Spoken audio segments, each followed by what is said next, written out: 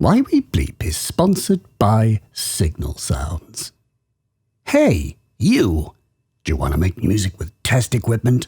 Fancy making the next number one with a 1960s adding machine? Well, you'll positively hate Signal Sounds, who don't sell incredibly esoteric landfill. They only retail the most up-to-date, compatible, and interesting, weird, inspiring equipment based on ideas of the past which you could hope to own, and indeed with which you can use to create your own totem of future landfill synthesis. Heart-banging restocks are in from Jomox, Vermona, Random Sources Mighty Surge TKB. Yes, your Signal Sounds bought rig could be just as challenging as trying to ring a tune from Babbage's Difference engine whilst also having novel features such as warranty and jack sockets. Buy your weird, amazing kit with jack sockets from signalsounds.com. That website is signalsounds.com. Why?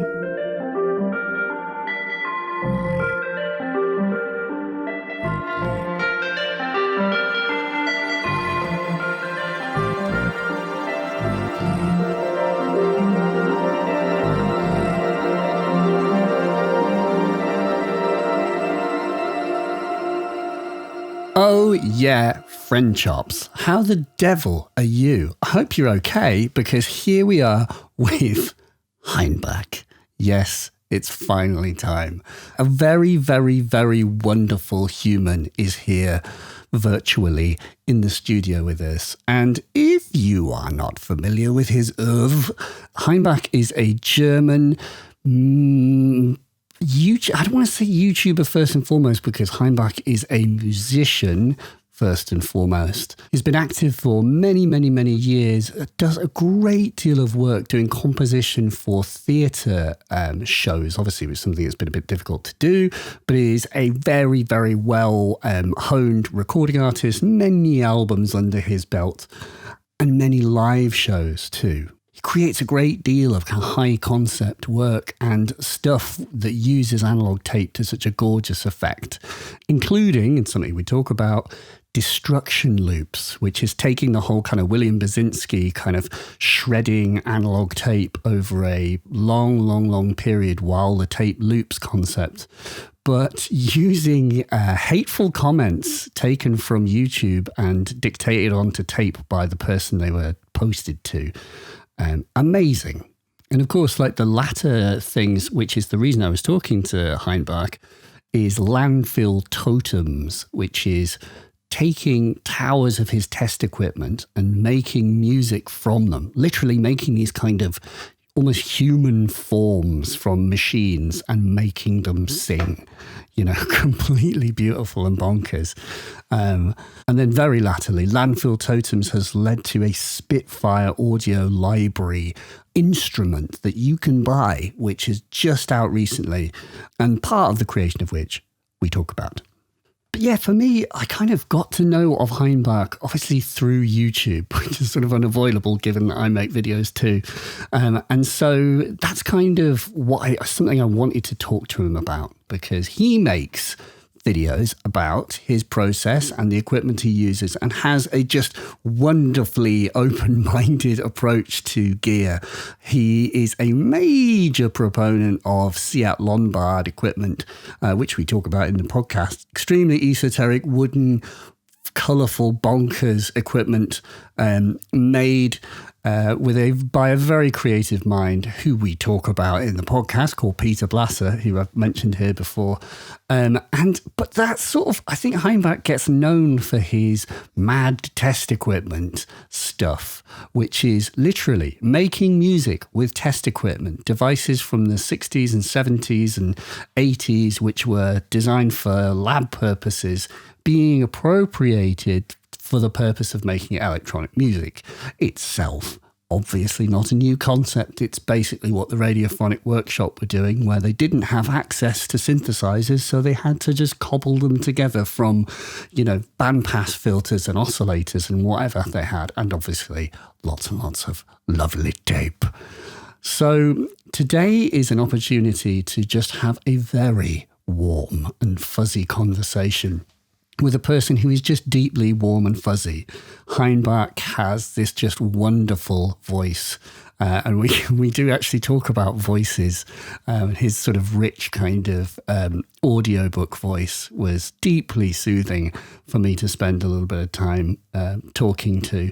And he is just a wonderfully warm, engaged and interesting person to talk to. He's very good at explaining his process. And I mean, this is sort of sounds patronizing, but it's just very, very impressive how lucid and verbose he is, given that he is not conversing in his native language, which is something we do talk about as well. From the obviously Hainbach got into the whole YouTube thing and does YouTube's in English, and I think initially that was a struggle. It was a challenge to try and speak clearly about complex, deep, difficult pieces of equipment and difficult processes that you're trying to articulate, and then not doing it in your native language. It's very impressive. And this conversation, by the way, begins, as many do, in medias res. I like to just start these things kind of rolling and get straight to the good stuff. We were talking about the Ensoniq Fismo, because when I was recording this, which I do through this like clever app called Squadcast, I can see Stefan. He's like this tiny figure, but in this huge Berlin room, with big, like beautiful high ceilings and surrounded by equipment and bathed in this gorgeous sort of purple light. So imagine a very tiny Hainbach in beautiful purple sort of surrounds. But speaking of purple, he was flanked by the Fismo. And so that's what we began talking about. So when we begin, that's what was up for discussion. The beautiful wavetable thing, which we can't work out if it had analog or digital filters. Please leave a comment. But first, ladies and gents, I've got to get real with you. I've got to pay the bills. So let's have a couple of beautiful, interesting ads from awesome people, and then we will talk to Stefan. Why We Bleep is also sponsored by Tiny Crush Mixing. Do you need your tracks mixing to an exceptional, uncompromising and mind-bending standard? Do your stems require the ultimate knitting together by someone who is both a fellow producer, a modular head, a label mate of Terry Riley Amulets and Colleen, a person who conceived and developed the 4MS Spherical Wavetable Navigator module, mastered in acoustics and signal processing, and worked at MIT, Caltech and Stanford, including work on the Nobel Prize-winning scientific project behind the first detection of gravitational waves. I'm deadly serious, this is actually a real person, and you can hire them to mix your tracks or album. His name is Hugo R.A. Paris, and he is an artist just like you. Hugo dances the line between art, science, and creativity needed to make your mixes shine. So if you have a project that you need a creative space wizard's touch on, there is no one quite like Hugo. And for 1 month, you can get 10% of your first mix project by mentioning Why We Bleep. So book your next mix at tinycrushmixing.com. That is tinycrushmixing.com. Why We Bleep is also sponsored by Skillshare. Skillshare is an online learning community for creative and curious people like you, offering thousands of inspiring video-based classes on a multitudinous array of topics, from illustration to graphic design, music production, animation, writing, film, productivity. The list is long, but the classes are short. With most classes under 60 minutes, they'll fit any schedule. I occasionally make videos, so I was curious to check out Building a Filmmaking Career, How to Find Success as a Video Creator by YouTuber, filmmaker, and all-round good egg, Simon Cade, covering such juicy topics as the easiest way to get paid as a filmmaker. It's an all-round comprehensive crash course in making a living as a videographer. No mean feat, and no working for exposure. So if you're curious to try Skillshare for yourself, and you should be, for it is less than $10 per month with a yearly sub, I have a deal for you. The first 1,000 people who click the link in my description will get a free trial of Skillshare Premium. So click the link and learn yourself some new skills. And with that, even though it is the first time he has been on the show, it is truly good to have him back.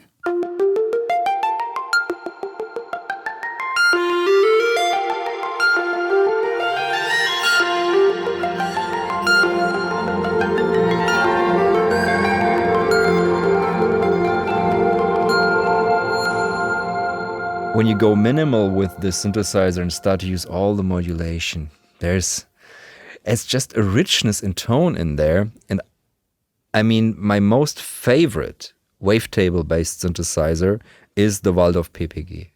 So the Waldorf PPG is like, the first time I heard that and played it, I was blown away. And I've been chasing that that high ever since. And this has a similar aspect. It doesn't sound like the Waldorf at all, but it has this musicality to it. So wavetables can be incredibly boring sometimes. They can just be overwhelming. If you just pack too many in there, it's just like, again, the choice of the wavetables and the way you can sequence them and how they interact once you sequence them, that's so important in creating like a wavetable synthesizer that's actually interesting to me, I find. Yeah. Also with the PPG, that's an instrument I know that does have analog filters, and it's what is it about that instrument? Why is it so captivating? I think it's like these really low resolution wavetables that have lots of aliasing. And then you use the filters to take that away. But every time you open the filter, you get these rich, glittering tones. And the closest I've gotten to that is the Piston Honda Mark I by the Harvestman, or now Industrial Music, I think. And that had exactly that wavetable sound. Not so much with the version 2 and version 3. There they get better sounding and much more featured and all this stuff was added, but not that grainy, lovely aliasing of those simple signs in there that absolutely not sign. They're like, like a digital 8-bit interpretation of a sign. And oh my God, that's such a great tone. And it's one of the modules I've kept the longest. So I had one of those and I sold it, and I actually do regret it.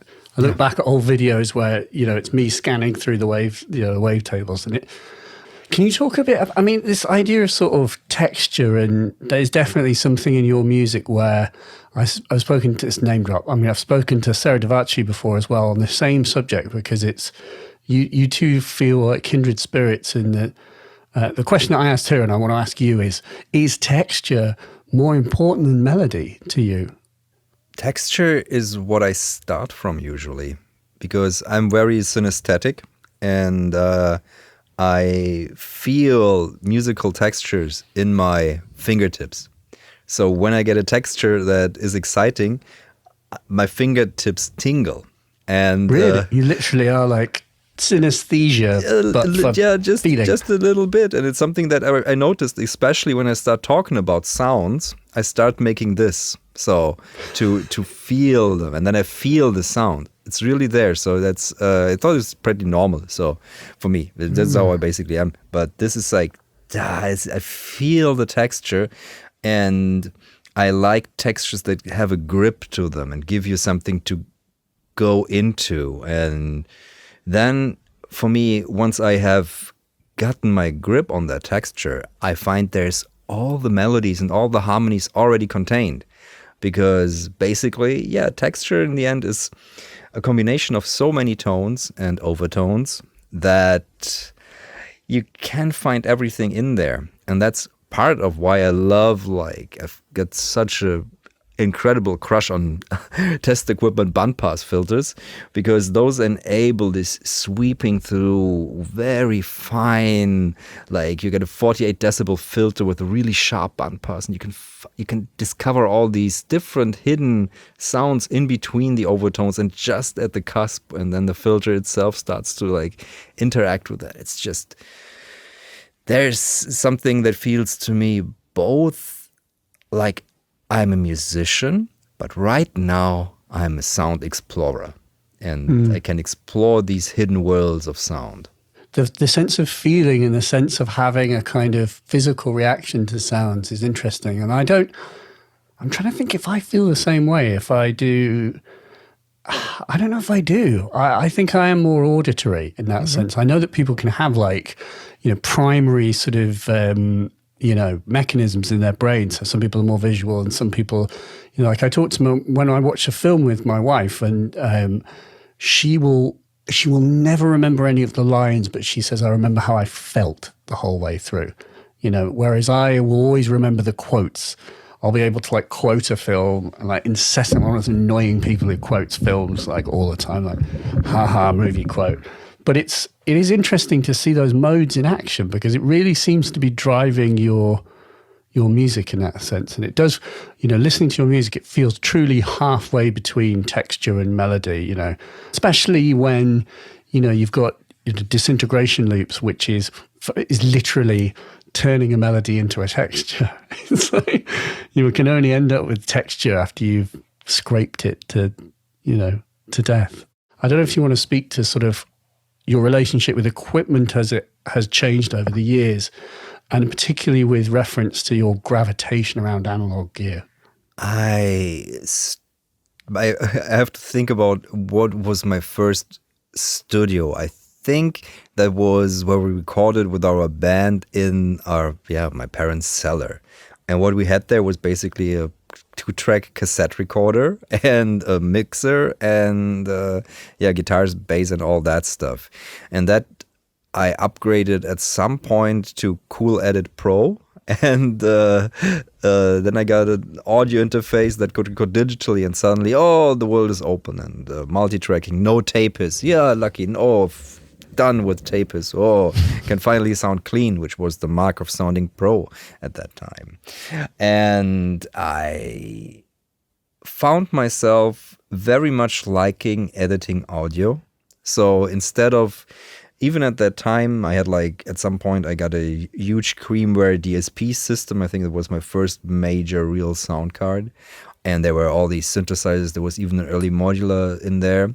But I mainly used it for mixing and audio processing, because I just loved recording a signal and then messing it up with effects. And that was a workflow I've truly, truly enjoyed, more so than programming MIDI. And entering notes in a piano roll. So MIDI is something that I sometimes indulge in. Right now, I don't think I have anything under MIDI control here, except for maybe a TR-707, where I can now do stuff like that because I've got the TR-707, which can take or can send triggers out and can send dinsing to the 606, and then I've got MIDI, so I theoretically could clock things to MIDI, but I don't. It's just not something I do. But yeah, so this process of taking audio and messing it up and breaking up the audio and seeing what's inside is something that has interested me forever. And when I discovered tape, I realized that I could break up audio so much better. I could find even more in there, because the resolution of a quarter-inch tape recorded at 15 IPS is so much higher than digital once you start pitching it down. And in that process, you can see and hear all these new interesting things that you hadn't noticed before. Simplest thing, the piano overtones, they become the beatings between those overtones, they become all the melodies and all the harmonies that I think, it plays itself. You just have to listen, and there it is there. It slows down time and it creates a bigger space.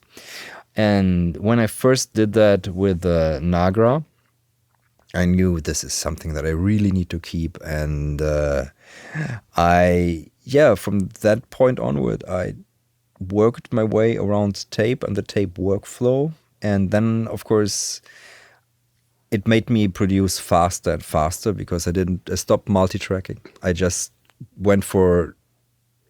basically wrote a track and then spent hours or a day rehearsing it, and then I laid it down in one take.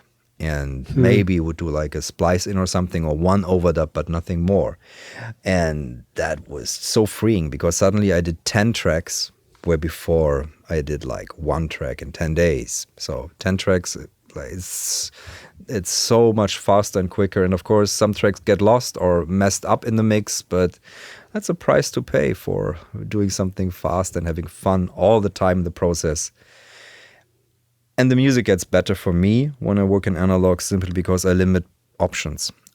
Limiting all the options is good because I found myself with these massive multi-track projects, overthinking, overproducing, and not getting to the point of everything. So with an analog workflow, working directly to tape, everything is faster and it's more fun in the end.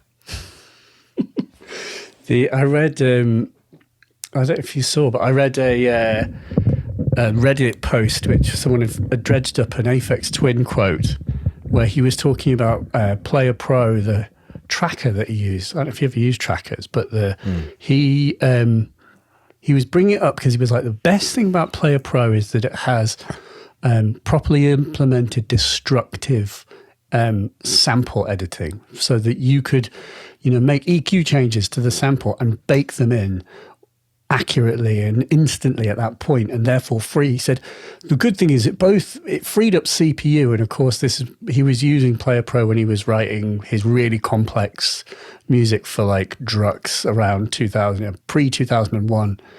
And he said, well, one part of it was that you free up CPU, and it was at a time where computers weren't so powerful, but the main point was that you get into the headspace of making destructive changes, and it forces you to commit, which is exactly what you're describing in the analog domain, where you're making, playing things down to like a 2-track or a 1-track in some instances, I'm sure, and you've got no choice but to make it do all the sort of front load the process and then finish the actual track itself once you've done all of this work to set up. It's a really interesting approach because to me, personally speaking as well, it speaks to the fact that these are the kinds of things that I've been trying to do with live equipment as well, by just doing live jams. Of course, I do have everything synchronized. And so, yeah, it's interesting to hear you say that. I've sort of it never occurred to me how obviously better that aspect is. But I suppose, yeah, I don't know what the question is really. It's sort of, you're never tempted to do kind of MIDI looping or other forms of looping and involve the digital. Do you know what I mean? Because your music, it feels that the loop sort of, is it part of it that the loop should slip and phase? Would you be averse to it being in time? It's absolutely a part of it. And that's why I built together with Brambos Gauss. So the looper for iOS that doesn't care for BPM, basically. So there's no endpoint and no start point that you can edit. There's no like grid, but you record something and then it drifts. You record over it and everything just drifts. But then you can make that rhythm using an internal sequencer. So you get a sequence that will always change and will never be the same. And that's something that's very important to me, to create something that's lively. And that's basically, Gauss is basically based on my live patch, how I played with the Seat Lombardi Coco Quantos and the Menke more voltage memory for the longest time. And Gauss is sort of like the hyper version of that, where it enables even more choices and longer sampling times. But what it does, it enables you to take anything, any sound, and set it adrift and let it sing, sequence it, make it music in a lovely way that always takes a bit of the unsynced nature of instruments like the Coco Quantos or tape loops. So, yeah, nothing ever repeats itself. And that's so much more interesting to me than like MIDI tight looping. Yeah, totally. And especially for music that's meditative in some way. And I don't know, it's such a simple thing. I was listening to the Hate loops as well. I heard it before, I was re-listening to it. And it's yeah, it's interesting hearing how, I mean, with on that particularly, that it's not the same. If you had reels of tape, they're not all going at the same speed. They don't repeat at the same sort of speed, and so it does create this. Yeah, it's basically the music is so unafraid to have silence in it and to have the sort of the gaps in between the notes, which is something that is so, with MIDI equipment, so tempting to fill all of those. Look at those gaps that are just ripe for me to push the little lights inside. Mm-hmm. I think it sort of, MIDI gear seems to, I don't know, if there's a button there, it demands to be pushed, but your processes here are very much, it feels like they're more abstracted. There's, in a sense, that your hands are partly tied behind your back. So once you've set something up, I guess you just have to stand back, and you're almost limiting your ability to fill it with sound. And I mean, with that said, though, you do run 2 quad reverbs in series. So I fill things up also. I mean, if I can do silence, I'm always happy. Silence is one of the hardest tools to use in music. It's one of the most powerful tools. But to someone who just is happy being bathed in sound, to have silence, that's always like, it's always a scary proposition. So I encourage myself to go there as much as possible. And with something like the hate loops, where you have 3 different machines looping at the same time, there can be seconds where there's just a little bit of tape and nothing. And of course, with the hate loops, of course, there was the thing that you had all these insults and hate comments, and they would suddenly talk to each other. the way that they shifted from "dude, you are a welder" to that's just at some. I listened to the whole piece. So I listened to the whole piece through while it was created. And after that, I was done. So this was very cathartic. I was completely, wow, this was amazing. But during the time, it was also torturous. Then it became funny. Then it was torturous again. Then it became funny again. So you're going through all these emotions when you listen to this live. And I put them up on Bandcamp now, so you can completely. Mm-hmm. I wonder I think some people do it, like listening through the whole. I think it's 16 hours, like of all destruction loops 1 to 4, and it is such a meditative experience, I find, and I have.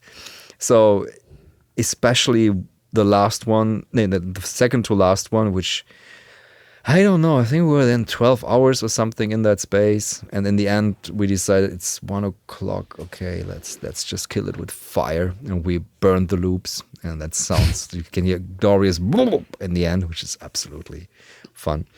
No, but in general, the more silence I can put in music, the more happy I am. It just makes me feel, I've solved that challenge, and this moment of silence is something that's always special. Makes the music louder in a way. Mm. Yeah, absolutely it does. Not least if you're, what's he called? Who's that the British film director? Christopher Nolan. He uses silence in a sort of a warfare kind of way, because I believe the whole Dolby sort of level standards are an average. So that means that you're allowed to make absolutely no sound at all and make a sound that is far higher than sort of, would be considered normal and right. And that's why I went to see Dunkirk, and I had my ears were ringing by the end of the film. Mm-hmm. And it's because some of the gunshots I think are like way too loud, but he does it because he's had full silence beforehand. I have talked to a live engineer who will remain nameless, who sort of engineered a very, very large number of very famous acts. And he's like, I've used that trick as well. If you have absolutely nothing, then you can have, 115 dB bass for a peak, for a very brief moment. Of course, you played in lots of places. Like I was watching your It was, I forget the name of the Basic Electricity. What is can you talk about sort of it'd be interesting to talk about your live setups and then also the kind of the spaces themselves and how they influence what you do. But what is your sort of, if you're playing live, what is basically the bare minimum gear that you would give yourself, and what actual like roles do you give yourself to do? What tasks do you assign to yourself, and what do you relinquish? The absolute basic minimum is I've got it over there, and that's basically I got the Monkey voltage memory. I have the Seat Lombarde Coco Quantos and Seat Lombarde Z-Drugs. This is the absolute minimum with which I can work. And if I were to add a little more, I would add some tape loops. So I've got a bit more colors in there. So tape loops that I've previously recorded and put those into the Coco Quantos. Then I would add a microphone to put my voice into the Coco Quantos.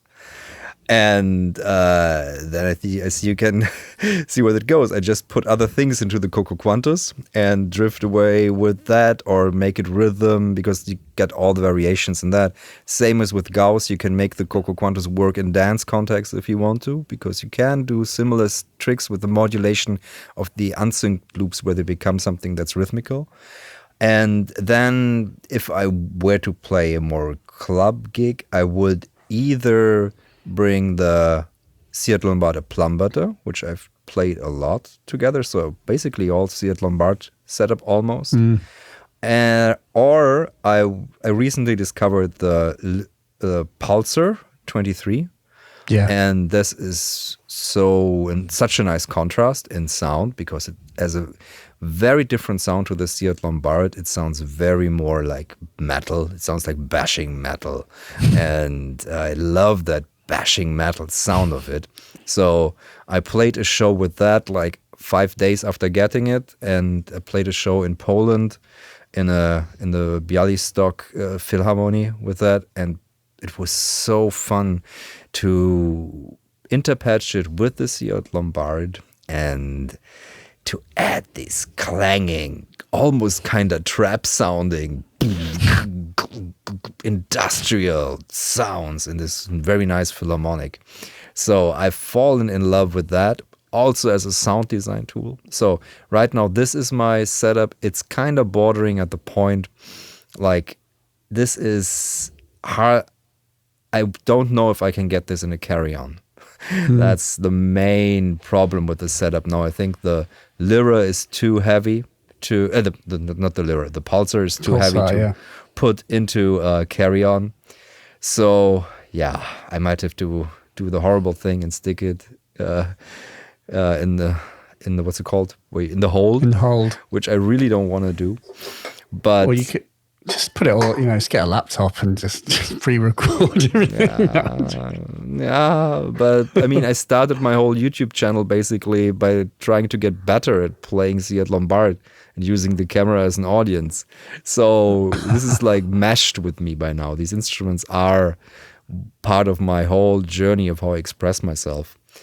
And yeah, so this is my live set basically, and what I bring, and I just add different things to that. Sometimes it's a percussion instrument also, which I like. I've been using kalimbas and embiras forever, and I've been using Aztec death whistles in shows. It really depends also, of course, as you asked earlier, on the space. So when it's something that's very reverberant, I don't use a reverb. I usually have a reverb on that because everything fits on this. Like, I made a crappy wooden pedal board, and I just put everything in this cheap Samsonite simple coffer. What's a coffer? Where you put things in to travel. Case, yeah. It's not even a case. It's like coffin of a kind. Not a coffin. It's like the regular thing, like a trolley. So like a trolley that like a simple thing. So so I put everything in there, and then it's easy to travel with that and easy to fly with that, and it's get always funny looks every time it gets checked. So I really appreciate to have something that has so many colors, and there's so many colors that I can fit with me in basically regular cabin luggage. That's the word I was looking for. Regular cabin luggage. Because I come from a time like I toured with the Rhodes and the Juno 60, an MPEG SVT, and a Fender Precision Bass. Those are going in the hold is the problem. So to have something that's now that's so simple and lightweight and always enables me to go to emotional depths, because that's something. At some point, I was in a band and there was so much stuff that was basically pre-recorded or like laptop, like VST stuff. I was like, if I had to like, if something terrible happened, I wouldn't have an instrument to express myself. So I really thought this is horrible. I need an instrument that can go to emotional depths, and the Seat Lombard instruments can do that absolutely in electronic music without much you have to add. How do you like if you're doing presumably quite improvised shows, especially with very idiosyncratic gear, although of course you will know the Coca Quantas back to front now. It's like, how do you ensure that you have a good show? How do you ensure that, because are they improvised entirely, or do you have, to what extent do you know what's going to happen? There's two things. First thing I try to do is root myself in the space. So I try to, I watch artists that play before me to a point. Sometimes I take a dictaphone and sample them if I hear something I like, and then feed that in the Coco Quantas. So I already continue the story, basically. Bring a bit of the previous act with me. Sometimes there's one show I played in a church, and I put my instruments on the altar, which was very, very strange. But yeah, that's quite appropriate somehow. Then there was there was a piano there, and I thought, oh, there's a piano. I'm just gonna not. I just started the show by I played the piano, sampled that again into a dictaphone, ran it through the stuff, and started from there. So I always try to find something that roots me in the space. Nice. But and when I've done that, that helps. And then I've got the emotional arc of the performance, I've got it plotted out. So I know this much of calm, this much, there it starts to break up, and there it starts to go pulsing and pumping, and then break it down again. So I plot internally like these 3-act structures or 5-act structures, like in a theater play, of how I want the performance to be. And then I've got these presets, which are my tape loops. And I bring, for normal performance, I bring like maybe 12 to 16. And then I choose from those usually 4 or 5 for the whole performance. So it's a multiple choice way of like, okay, do I take this? Go I do this road? Go I do this road? This road? And these are just things I add into the whole mix. And then they're always different, because I like to not clear the sampling buffer on the Coco Quantas. So I always have little pieces of previous loops in there. And in one of the best shows where when I just at the end, I would release the quasi, the back to start, because you can sync to back to start with the trigger.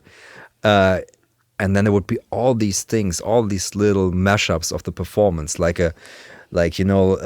what you're supposed to see at the end of your life, like your whole life flashing by. You get the whole evening like flashing you by, and this is like, I'm like, this is wonderful. This is when I first discovered this is like, wow, this is such a storytelling tool. Because in the end, I try to tell stories with my music.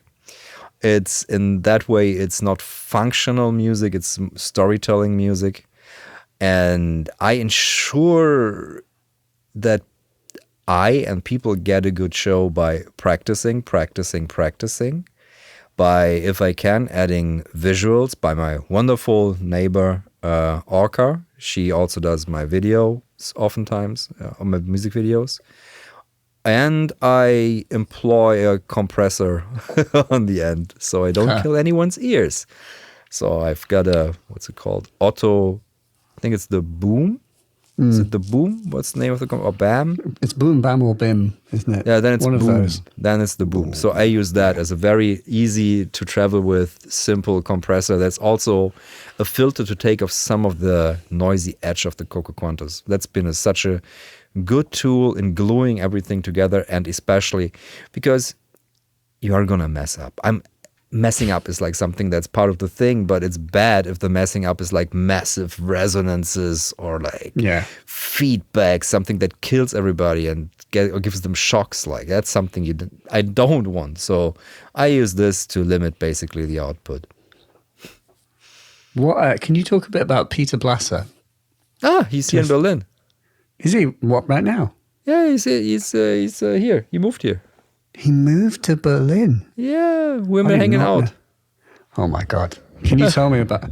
I find him a fascinating character, beyond fascinating. I think he's one of the sort of most quixotic and sort of, maybe that's quixotic's the wrong term, but he's the most enigmatic and sort of like odd, captivating, interesting, sort of surreal, intense kind of people I've in the music technology industry that I've ever seen. You know, I don't think there's another.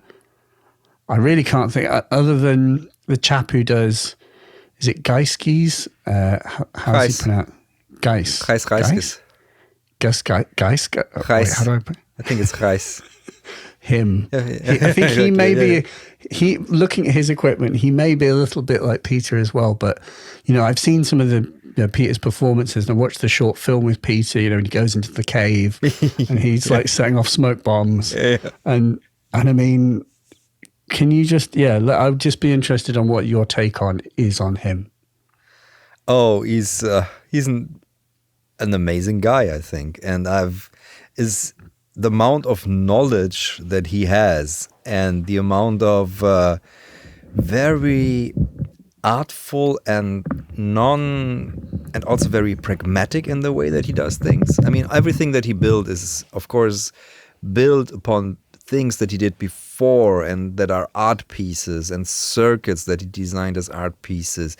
And there is a way that he manages to create these very organic musical instruments that comes from this long art and this long art career, basically.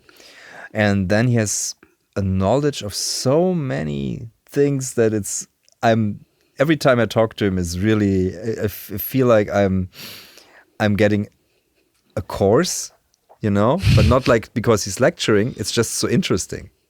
So we talked about chips, for example. So like the chips, what to pick different chips and what that chip is and what does that chip do.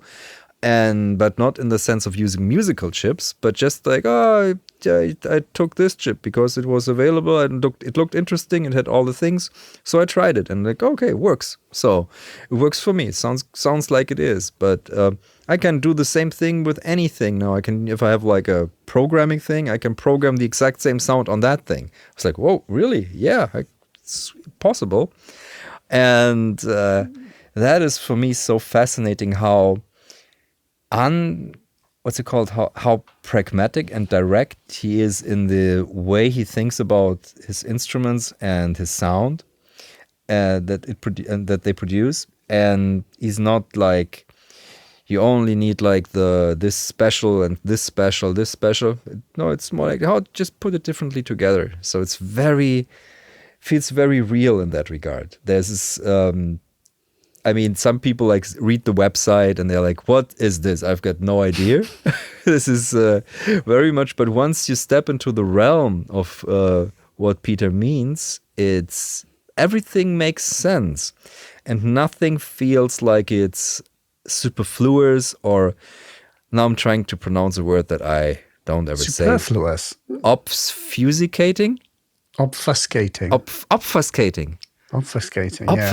So now I got it. Yeah. Obfuscating. Good. I was trying that I was trying to say that in a video and I tried it so much, then I couldn't get it right. So I just said something else. But it doesn't, it's absolutely not that. It's more part of a whole system of connections. And you can see these connections blooming like mushrooms across his machines. And it feels like you're diving again into a narrative. That's something that I find very, very beautiful. And I'm looking forward to see what he does in Berlin. I mean, he's working together with Darren from Patchpoint, and who's been building Seat Lombard in license now for, I don't know, quite a long time. And yeah, it's also fun. Darren discovered Seat Lombard when he organized the synthesizer meet up. And I came there and brought my Seat Lombard with me. I was like, oh, what is this? Because Darren was Search at that time mostly. And then he's like, oh, okay. And then suddenly it came to be that Darren would build Seat Lombard. And it's such a lovely connection. And yeah, I'm trying to make time to hang out, go maybe meet like outside socially distanced and the Flugfeld or something. Yeah. But it's I've been into Patchpoint. I think I met him because I met the very beautiful dog as well. They've got like a cute little sausage dog. Fürst. But that was actually what's the dog called? Fürst. Mm-hmm. Not as in like number one, but something else. What is I think it's like Fürst is like Duke. Duke. That's right. Yeah. Because, he had all the stuff and he was there.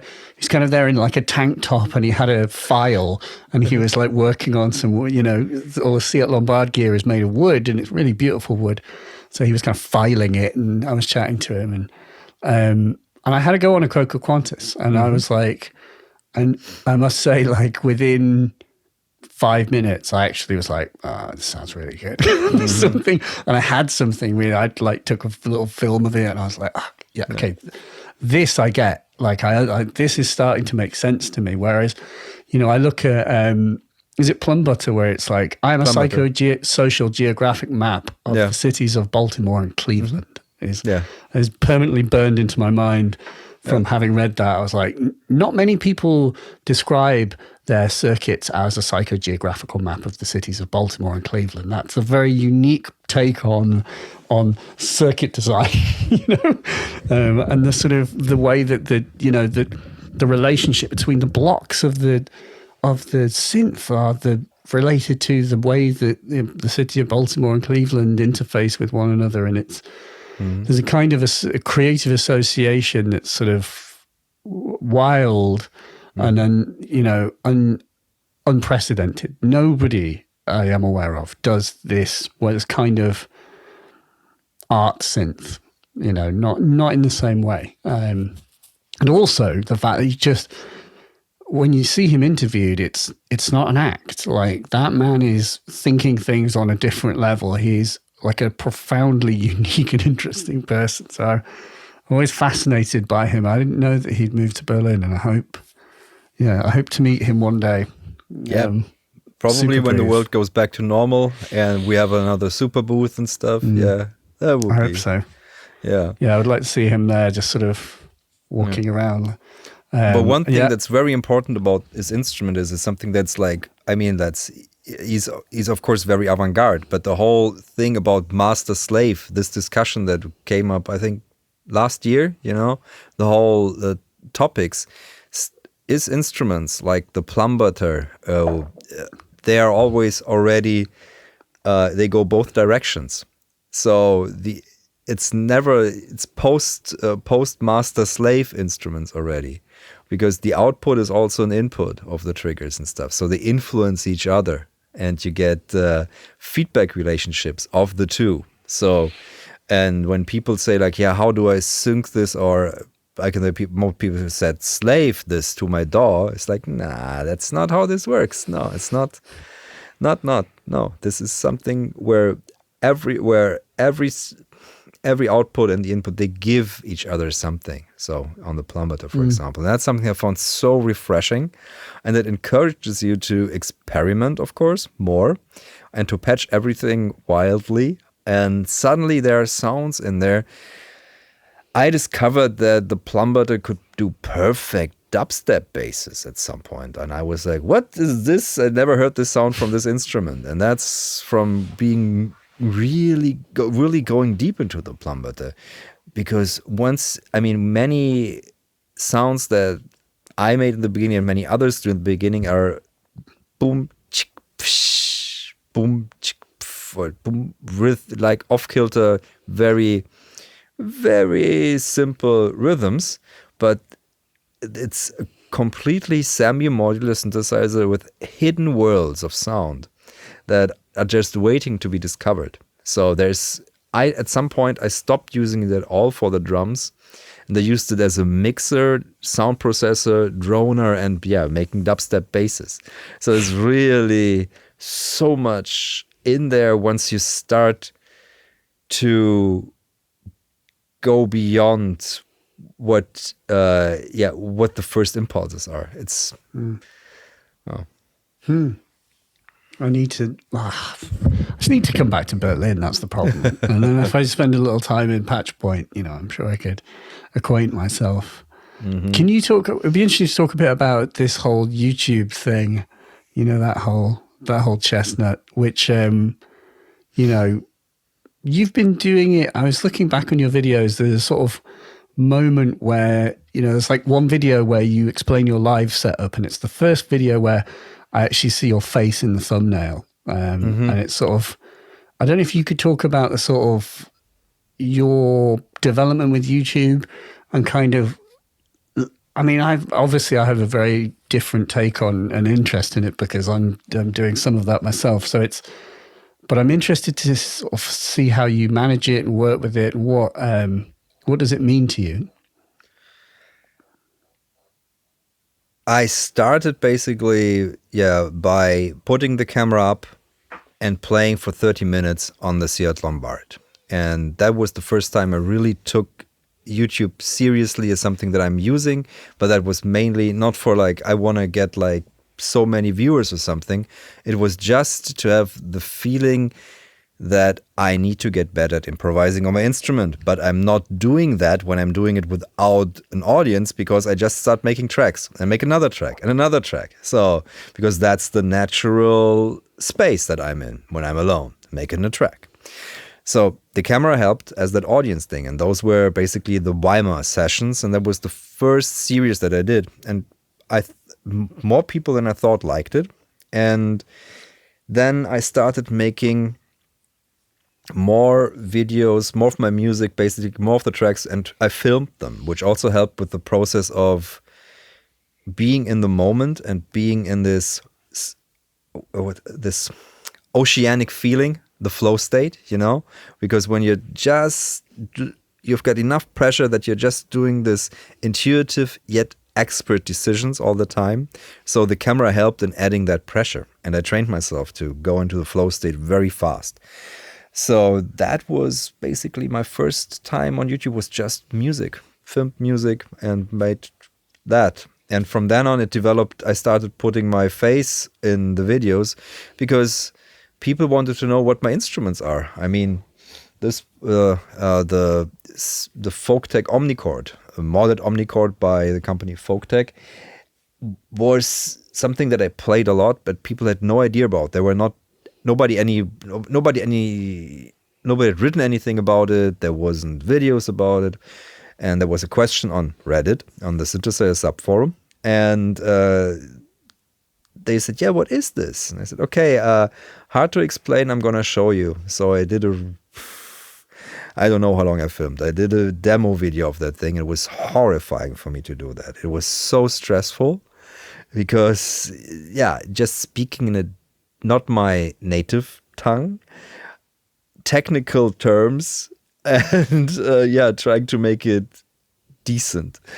That was so hard. And you see me at the end of that video, I had to go up on the balcony and have a glass of Ouzo just to do the Abmoderation, the bye-bye. It's too much.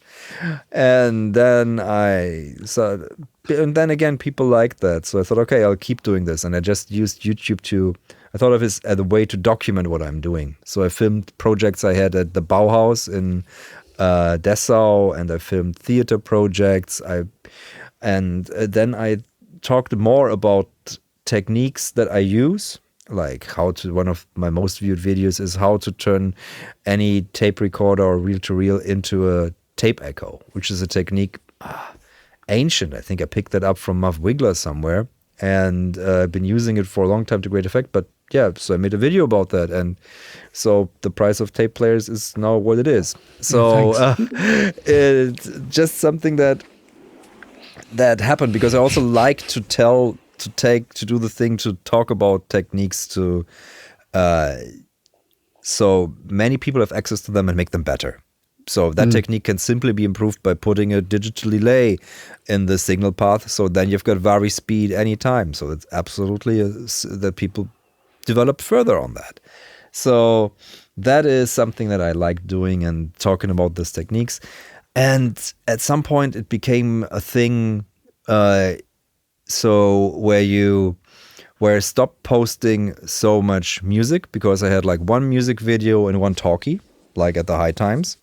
And I couldn't keep up the pace all the time. And I also realized that putting up continuous all the time music and also putting out albums would distract from the albums. So I tried to keep it more focused, and I still do a similar amount of music, but I just embed it in the tracks. So I just embed it in the videos. So I work, as long as I work on the videos, I always work on the music themselves.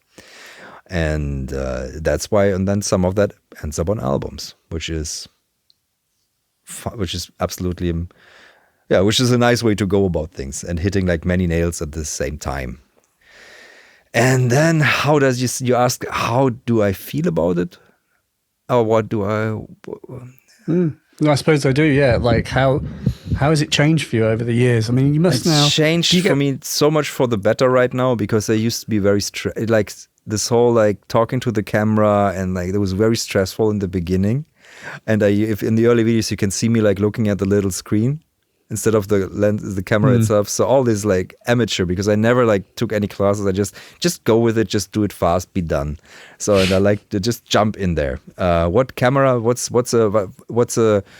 focal? What's a blah? I have no idea about cameras. I just got a camera, so I just put it there. Focus. Doesn't matter. It's slightly out of focus. Doesn't matter. Just do it. But now I feel I've come to a point in the way that I talk when I make videos where it's just something like, this is nice. I've got guests over here, and I'm talking to them in the studio, and I'm showing them this thing, and they're like, oh, this is interesting, cool. And I'm showing it. So like basically hanging out with friends is kind of like the vibe that I always wanted to go for, but that was hard because of the simple, difficulties of telling something, so you have to learn that. And now I feel it's something I'm comfortable with, and it's not 100 takes of, hi, I'm Hainbach, it's good to have you back. Hi, I'm Hainbach. Hi. Okay. Hi. No. So it's not 100 takes of that anymore. And so it's just like, welcome. I too, when I'm recording the intro to my videos, I have like probably 6 or 7 hellos, and kind of each one is different. Each one has its own sort of under and overtones depending on how you interpret them. Yeah, because you want to be like a natural, like when you've got your I've got my trademark. It's like the same as the trumpet on the 21st Century Fox movie, or like that roaring lion, something that established the ritual of we are here together. So, hi, I'm Hainbach, good to have you back. The next thing, there can't be a cut, There can't be a cut between that and what I'm introducing. So if I have to repeat it, it has to flow. And that's where repetitions come in. And never and always to be straight and pure. And that's an exercise in being with yourself. It's like an exercise in mindfulness, I think, also. So never to push something. I mean, the worst film I feel for myself that I can cut is when I feel I need to push something, which is, so I tend to, that doesn't end up in the videos at all. So when I feel no, just relax, take a step back. And do you mean as in you're forcing yourself to be enthusiastic about something, or do you mean that you're there's something you're trying to say that you can't find the words for. Yeah, when I'm sometimes, I don't script my things. So I develop the script on the fly, and then I realize, oh, I'm off on some tangent, and I'm saying Do you something. Totally? Never any bullet points or anything? A bullet point maybe. So, but not like I tried scripting, didn't work for me. It made me because I can't write as I sound. It's a skill in itself. I have to learn that. I thought I don't have time to learn that. But do you not have a horrible edit because you've got loads of takes to like work through and find the good one, and you end up like Franken taking bits from one to the other? Yeah, the Franken taking is not so much that happens. Luckily, I'm always prepared to think, okay, in the end, I need to do the beginning anew. So that's something that's standard, right? Basically for anything anyway. But I oftentimes don't have to. But the thing is,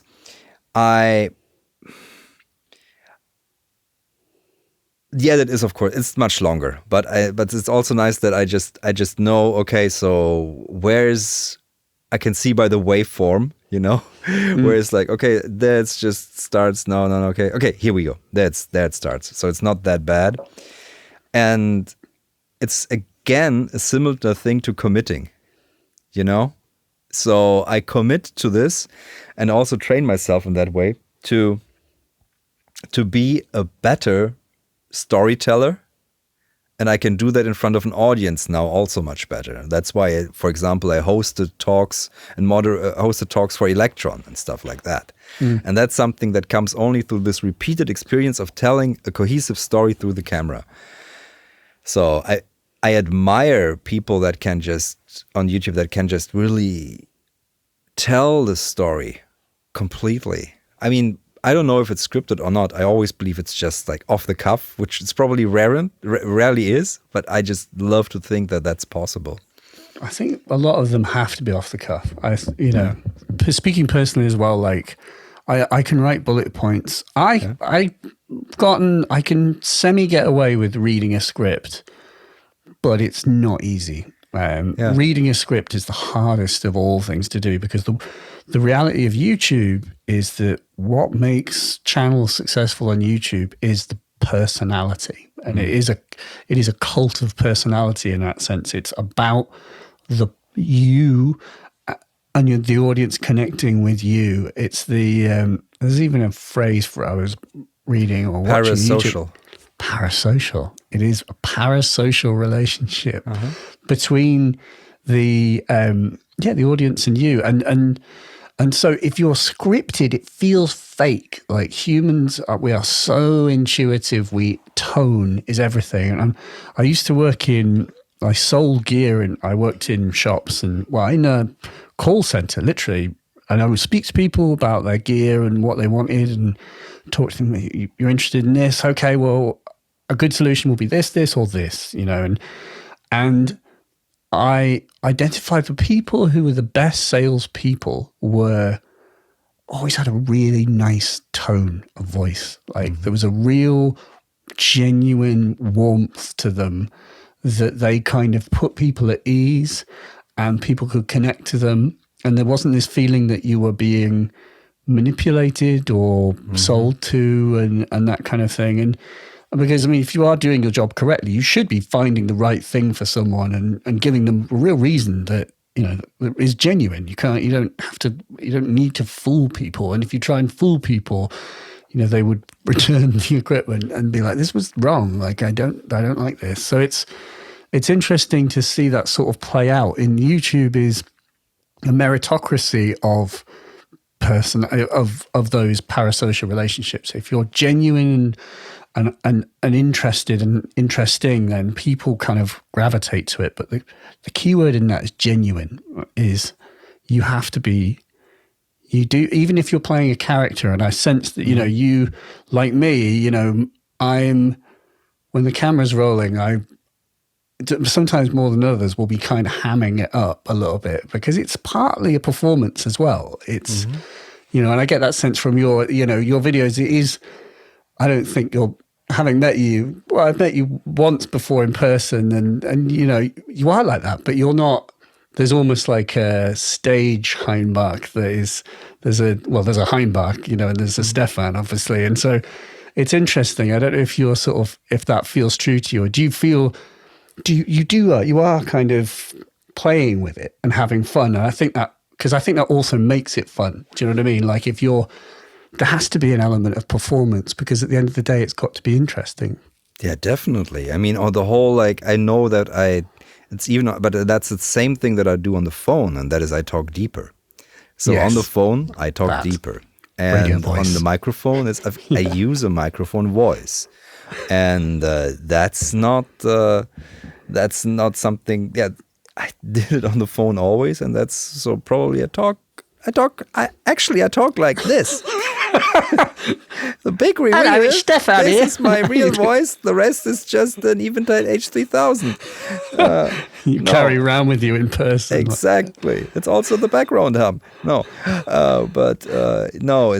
there's of course that element, and there's some things that are almost ritualistic, like the beginning, and that gets me in the mood for doing the whole thing, and gets the audience in the mood to listen to what I talk.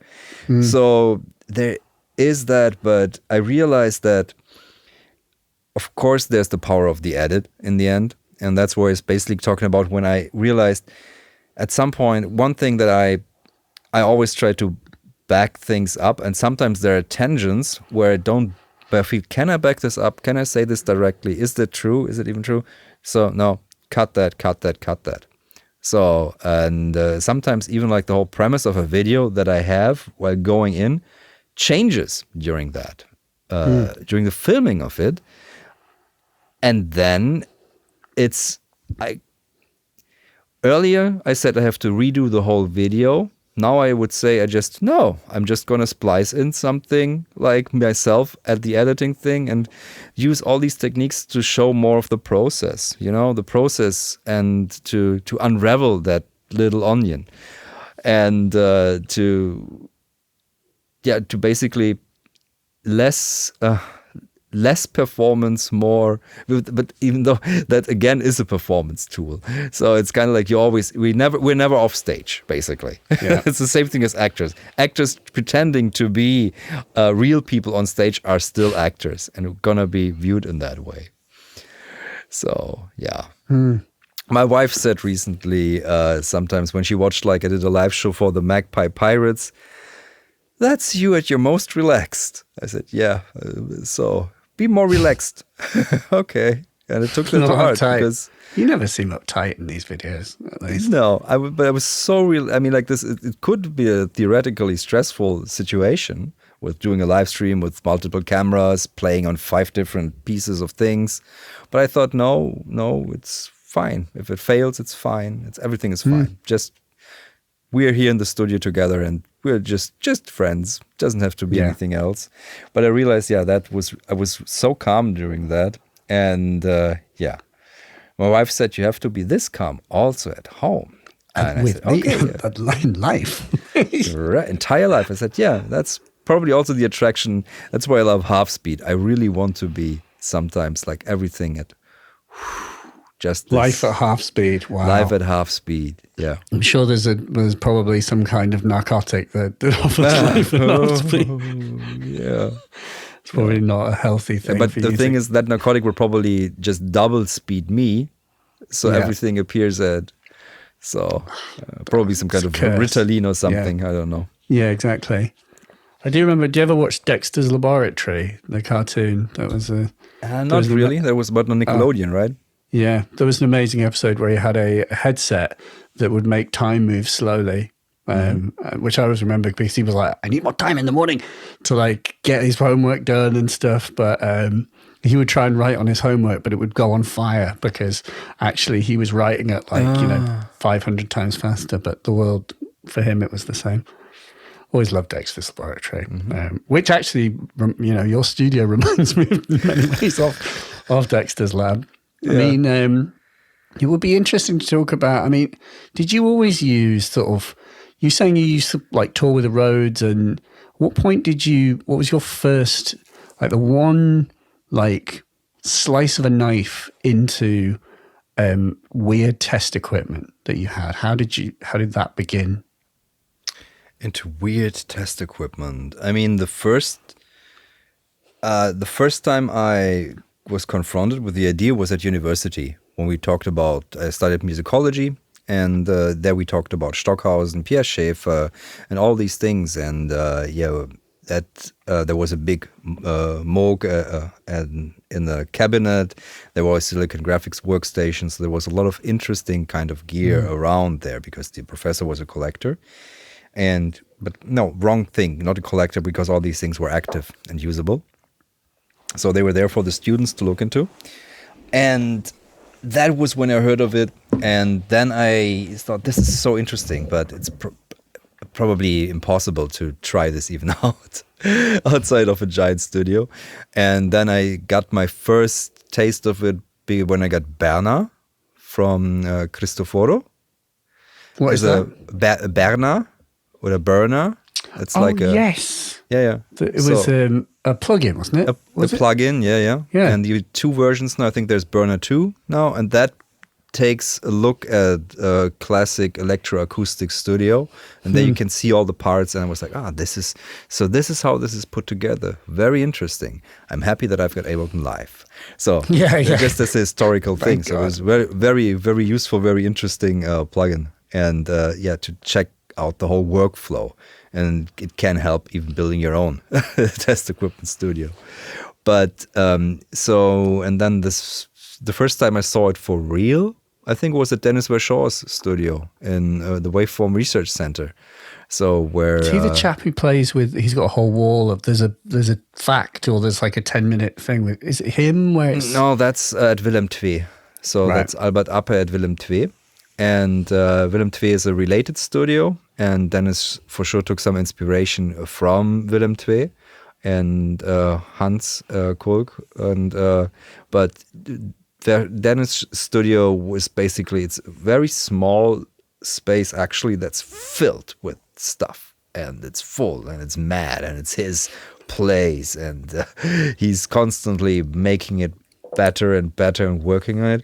But I was there, and I was playing a show and on my Seattle Lombard, and then I was shown that studio, and I was like, okay, this seems overwhelming and heavy and impossible and impractical, and that was it basically. So that was something. I didn't care about it. No, I didn't care about it. I thought this doesn't work. This is not me. No, very responsible. No, doesn't make sense. But then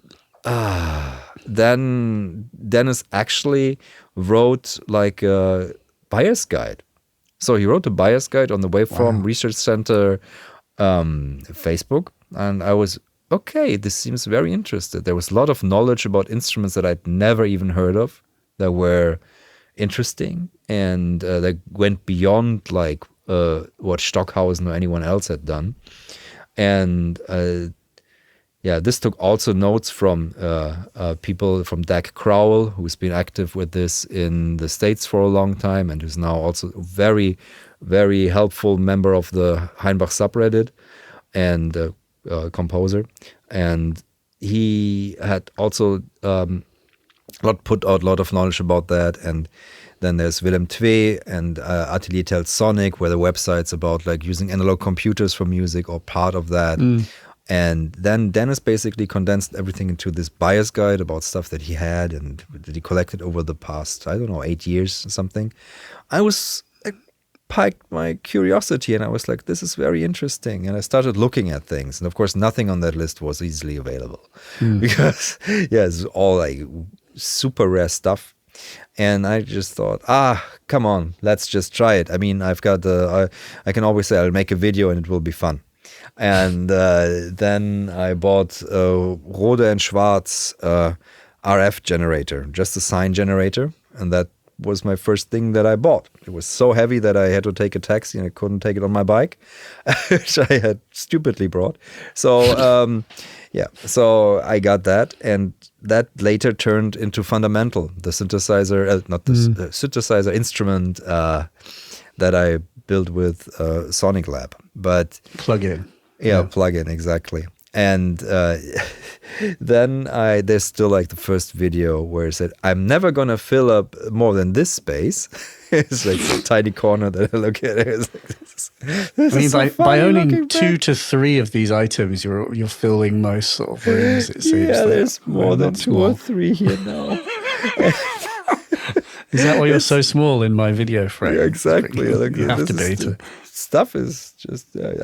I made myself smaller so I can have more stuff in here. That's very wise. Yeah, it's Shrink a yourself wise down choice. in order to fit more test equipment. Yeah, But then but that's just crazy. I mean, it's just grew and grew and grew because I found stuff suddenly, and that's made it's stuff that sounded so good. And there's the double beauty of discovering something that has never been used for music, using it for music, and you're again both the musician and the explorer, and that was really special. So I've been really, really, really on the hunt for things that are interesting. And I just got like, I tried to calm down, really, because it's simply, I'm at the absolute maximum. Everything is absolutely maxed out. So only when I find something really special now, like I found an exact 202 additive synthesizer, which could potentially be super cool because it uses a bunch of sine wave to generate complex signals.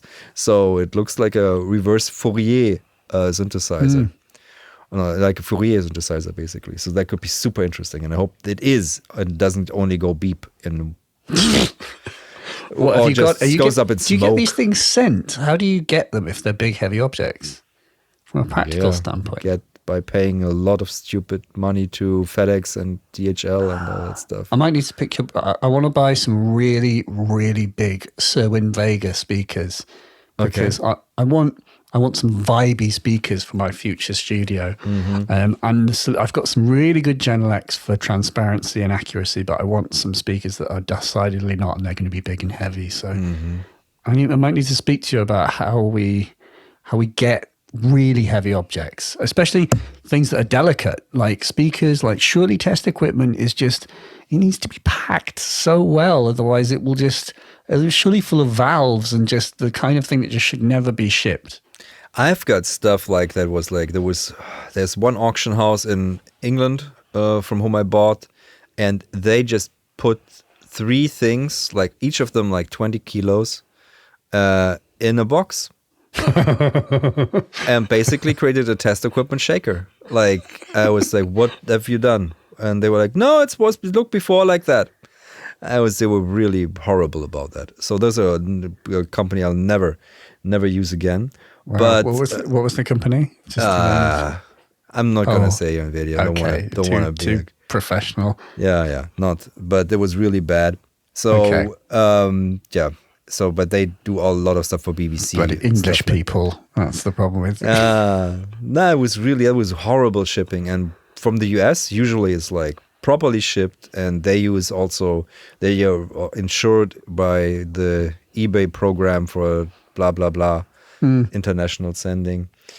And yes, but it's always a gamble when you take something really delicate and ship it overseas. So luckily, most test equipment is built like the proverbial tanks, especially German stuff by Rode and Schwarz, Wandel and Goltermann. That's like all the tubes are individually sealed, So it's crazy good how protected the stuff is. And I even got that's the last biggest thing, and that was a gift from a viewer.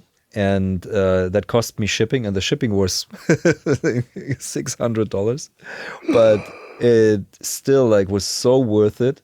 And I still got to do a video on it. It's a tape recorder by Hewlett and Packard, and it can be controlled with an external oscillator. It has 8 tracks, and it is just wild. It has all the speeds. It can go forward and playback and forward and reverse. So basically, this is one of those things that's an instrumentation recorder. So you've got FM modulated modules, and you've got standard audio modules. So you can have FM modulated outputs, so you can record vibrations, So you can record CV on this. So That's this wild. is such a wild instrument, and it's so good. It's such a great sound design tool. So that's What's it something. called? Just to increase the value on eBay? What's it called? Oh, that's the. Oh God, let me check. It's the Maybe don't say. HP. Well, you've got it now, so you can tell everyone what it is. Yeah. Where's the name? The number. Okay. HP 3984. Catchy. Sorry. 3968A instrumentation recorder. 3968A instrumentation recorder. Yeah, they're pretty impossible to find. I know Tony from Soundgas wants one, so. Ah, well, Yeah. you'll have to pay you for it. No, Look at that. Look at that. It looks like a reel-to-reel with lots of very tempting buttons. On the bottom. Yeah, I mean, look at the They look speeds nice, on the though. buttons. Ooh. This can go glacial. So this is stuff that's meant basically to record stuff and then look at it on oscilloscopes and yeah. So it was a device designed for like computers, like big computer, like the management of data input to a old school computer. Was that what it No, was not for? really. It's not for that, but it uses that stupid MPEG data tape. Yeah, that's the tape it's calibrated for, and that stuff sheds. So, so it just like you put it on and boop, why is it not recording? Because all the tape is on the floor, like in dust, black goo. It's horrible. 467 tape is just. So I'm using just regular tape with it because this is an experimentation machine, sound design machine to do all that. It's not a master. It's actually got rack mount ears on it as well, which is wonderful. Yeah, and it's designed. the joy of just playing back something so quickly. And of course, you can do stuff like, I think, I haven't tried it yet, but you can record basically an oscillator on there and then use that recorder to control the tape speed itself. So you can have the machine self-play, Oh my God. self-decide its speed. And you can program it via this HPGIB protocol. So you can code it to play back and stuff like that. There's someone selling one for $800. Oh. This was for parts or not working. Some Yeah, time that's ago. that's hard. But I think it's something that can Beautiful be object. said. I know like they can be completely messed up because this is like stuff that was also heavily used. I mean, once this was in the lab, this was on regular use. Yeah. So, and oftentimes they were serviced, but then the time came when they weren't serviced anymore. So much of this has been standing around forever.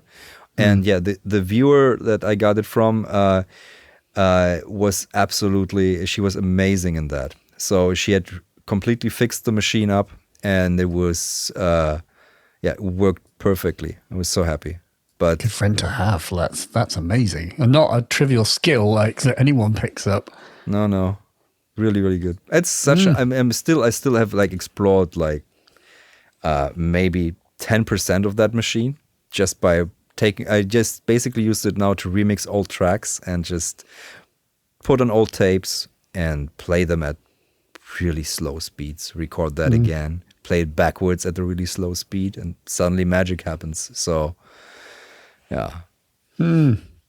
How do you know? I mean, when you've got this studio full of gear, how do you keep it usable? What's your do you have any tricks to sort of ensuring that you don't get overwhelmed by the amount of options that you have?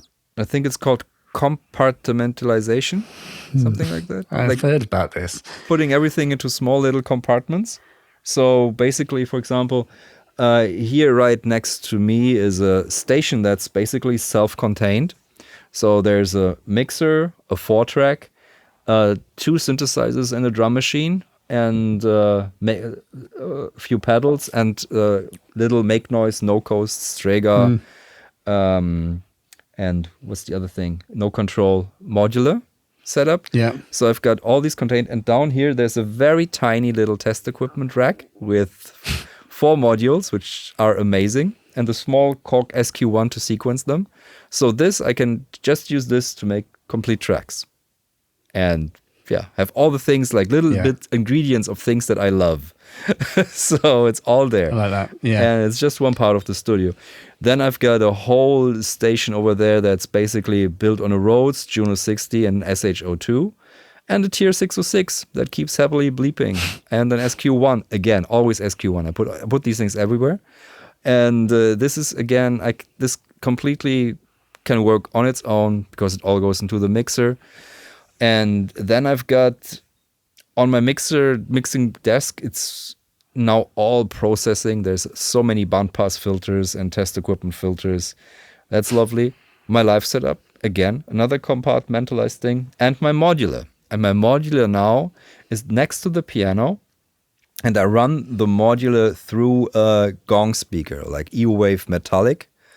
And the modular instantly becomes an acoustic instrument in the room. So I play to an acoustic instrument in the room with the piano.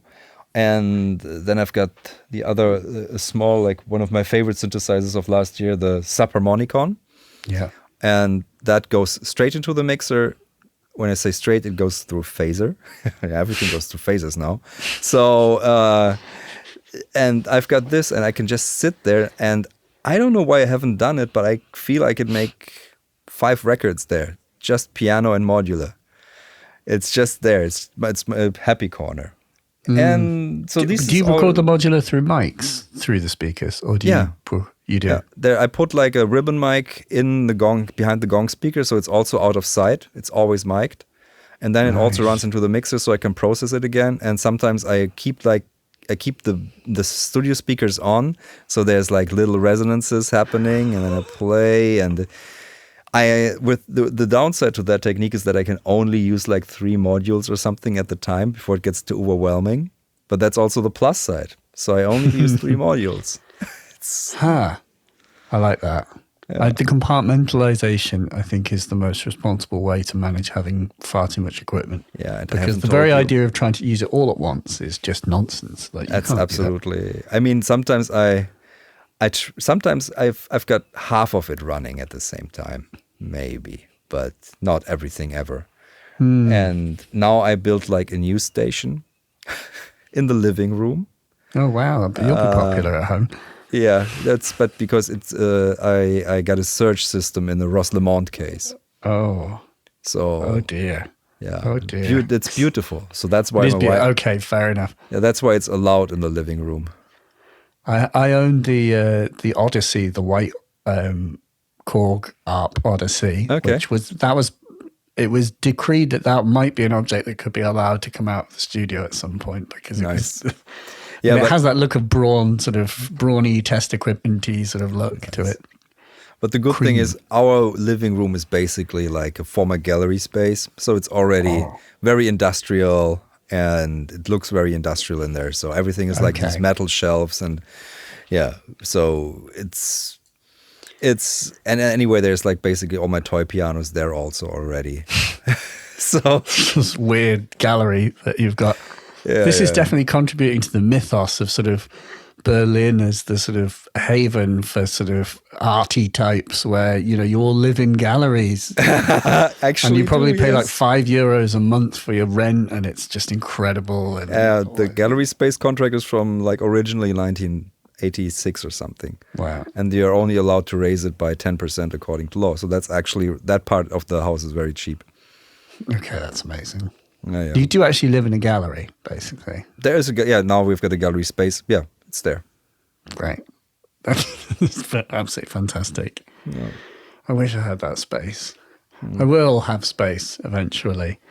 But the United Kingdom is, I don't know, it feels like a lot of the building, depends where you go. A lot of our buildings are very short ceilings though, and I can see you've got a very high ceiling wherever you are. It is very high. So the ceiling here, we're on the first floor, on the ground floor, which is always a bit tough in a city.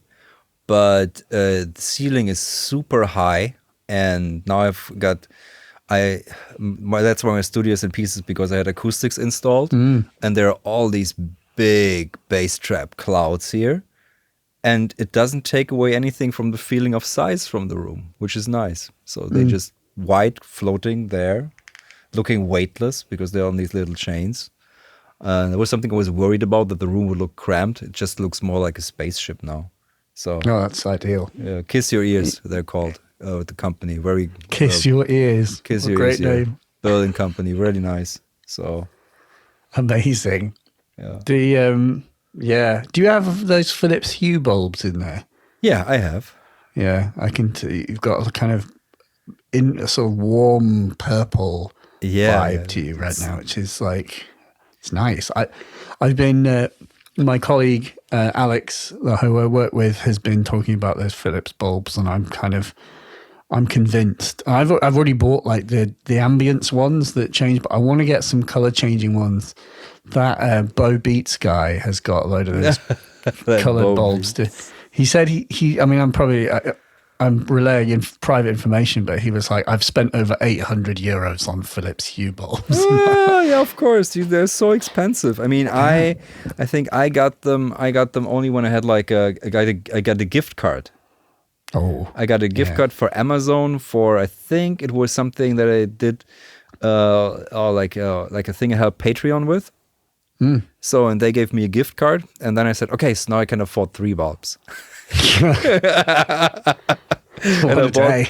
Immediately gift card went to 3 Philips Hue bulbs, and it was been really worth it. I mean, it's just so nice. I just put out my phone because it's just so nice to just go to a different color and be like, I'm still oh my God, he's gone red. Yeah. I'm sorry, I've angered him. Yeah. Either that or something's on blue. fire. Oh, yeah, it's just, and then you can do all these mixtures, and you have got Nordic lights, and they can just move now. Can they move? Can they do like a kind of... Yeah, now they're moving. Like disco thing? That's small. Detecting. I haven't tried disco yet because even though I'm dancing, like I've been making a lot of dancey music in my studio, but I haven't done disco lighting. But I felt moved to make disco music because I miss going out. So are you a dancer? Like, I met you the first time I met you, and the only time I met you was in a club. Yeah, you told me that you had a dream about me. Yeah, we didn't. Yeah, exactly. I remember that. Yeah, but we didn't dance. We drank beer at the bar. We did. Yeah. I mean, I danced late, I think. But I didn't see you. I didn't see you cutting a rug, as they say. But that's perhaps because you were cutting a rug so fast, and that I just couldn't detect you were just moving faster than the speed of light. No. But do you go out in Berlin, and obviously there is an amazing club scene and the techno scene, and do you get involved with that? Not so much, because basically when I moved to Berlin, I had on the last day was before in Hamburg, and there I had met my future wife. So she moved in with me really quickly, and our first child happened also really quickly. Oh. So I really missed out on the whole Berlin club experience. Dang. Just a few times, like Panorama Bar, Berghain, and a few clubs before, and about Blank, Renate, and stuff like that. But really not much, simply because, with kids, first one and then another one, and my constant traveling for work and for music, there wasn't much time to go clubbing. It's a shame. I suppose the one thing I know about Berlin clubs is that they're open basically 24 hours a day. So I suppose if you've been up with the kids all night and you finally get them to go to bed, then you can just head out to the club while your wife sleeps at home. That would go out. It's people going out at 6 o'clock in the morning and leaving at 6 to spend the day. Yeah. And then coming to bed at 9 and going to sleep. Coming home. That to me is like the shifting of when people go clubbing is so alien to me. Like but it seems like a very practical and normal thing in Berlin. I know that is something that happens. I know a friend of mine's that did it, but it wasn't really for me. So I go to a lot of, I used to, when there were shows, I used to go to shows and stuff, or put on shows and stuff like that. But the whole it's like something I feel like it's so destructive because the night can quickly get so long, and then you're done for the whole weekend. So that's something I can't do with I couldn't do with kids. The older I get, I'm definitely finding that thing of if I stay up too late right? Which happens frequently because, if you've not got up early, you've stayed up late to do something creative and mess around with gear or whatever. And if I go to sleep late, I am starting to notice I can't function the next day. I'm like, oh no, age has sort of is taking away that sort of stolen time. But the other thing on the flip side is on the occasions I've been able to do it, I've gone to sleep early enough. Actually getting up early is very productive, I find. But this for me is because I'm blending a day job and trying to do these things. Whereas I know that you obviously have work, but I don't know how you manage the whole YouTube and music career thing. Like, how do you compartmentalize those things, and how do you not let it drive you completely mad? That's a good question, and something I'm constantly writing. It's like really every time, I've gotten horribly bad at answering emails, for example, simply because I can't. So simply, it's so difficult to get to get back on time with bigger things, because when I've got a date to record a video, for example, I need that time and I need that headspace. I can't do anything else. When I've got a track to write, I need that time and I need that space. I can't do anything else. So I need to plan in business days. And those are basically maybe once a week, where I get to all the questions and do all the promo and all the A and Bs and all the stuff, all the answering, all the communication. But then it's a week of quiet from me because I can't. It's just not possible to keep up, especially with kids and lockdown and kids at home. So I try to just say, it's fine. It's fine. It just has to be fine. So it goes totally against everything that I feel like I would normally do, but I have to say it is just fine. So, and it's always a struggle. I mean, today I went to my accountant, and then that was 3 hours there and being asked, what's this, which is really difficult now. Like, all the accounting is like a nightmare. What's this thing you've bought? Yeah, what is this? What does this mean? And then you realize, like, when you buy something on eBay, that it suddenly becomes like 3 different payments to 2 different things. And it's like, what? Okay, yeah, because international. And it's a very cutting edge accounting what they have to do there in the end. And but then it took half an hour to walk basically through the park where Superbooth is and the snow. So just to walk that and then take a taxi home from like that spot after those half hour of walking in the snow. And that reset me and gave me like, ooh, okay, this is good. So that's some things I always need to put in, like these little nature things, because too much inside makes crazy and makes me lose the sense of perspective. So absolutely. And but I also decided that it's fine to not do a video, for example, every week. So it's fine to take a break when it's like that. So when I shot something that's halfway finished, it's fine. It's okay. It doesn't have to be that day. I don't have to like feed every Monday at the same time, everything. I'm just going to be, this thing. And now since I've gotten into developing software and instruments, plugins, there's another new job that's come up. So, and that also takes time and is demanding. Tell me about the Landfill Totems, which is your new album. Yeah, that's an album and a library, exactly. So a while ago, I had assembled a bunch more of test equipment that I could put up in my home. So because buy cheap, buy a lot, and then see what works and if it even does. So I had a lot of stuff that didn't make sense in the musical context of the instrument that I'm building inside my studio.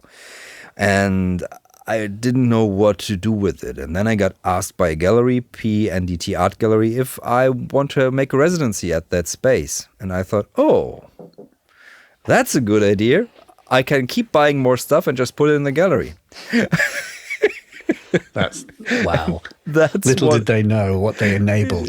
That's what I did. And then together with Darren of Patchpoint, who I asked if he wanted to co-exhibit with me. I said, yeah, let's get a van and get everything over there. We got a van, got my stuff, got his 10 tape machines, and we came to the place, pulled out everything, and I thought, this is a big space. How am I going to fill that with my stuff? So, because I had really no idea what exactly I was going to do in that space. Only that there would be a performance of some kind, but what performance?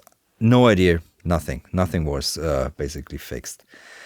So I started to put up these things one by one. So I put one thing on the other and one thing on the other, and suddenly it became this humanoid robot multi-face thing, because there's so many faces in test equipment.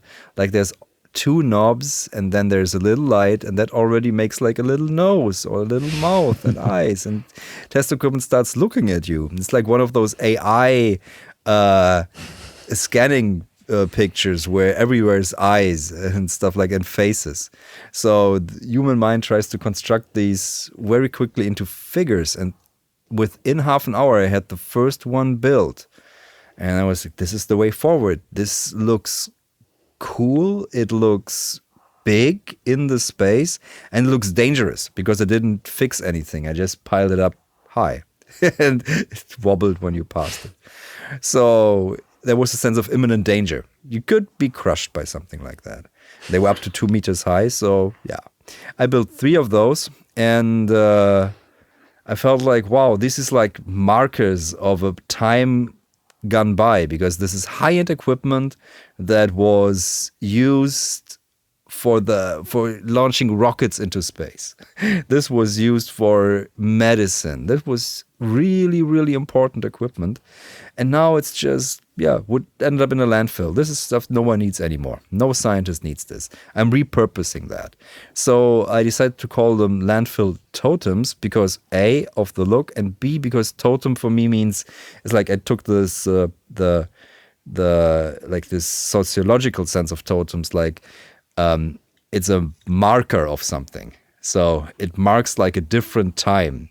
So here is the past, and here is the now, and this shows this decline of this high technology and what used to be fantastic and expensive, and now it's repurposed and it sings and lives again.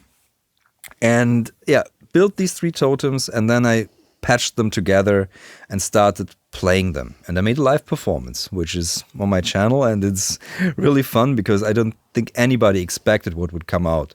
Because it turned out that these things can do pretty harsh techno, which is absolutely a surprise for me at that time. And it just was very powerful because everybody's sitting around these 3 weird things where I was basically playing them with a mixer, like dub techniques. It was a magical moment for me. So then after that gallery run, they were supposed to be exhibited at Ableton Loop, but then Corona happened. So nothing happened with the totems for a while. Then Darren said, let's put them up at Patchpoint. And around at that time, Spitfire Audio approached me and said, hey, do you want to work on an artist instrument? An artist instrument is something that they do where they take like something that's typical for the sound of the artist and put that in a library form and then also release an album around that.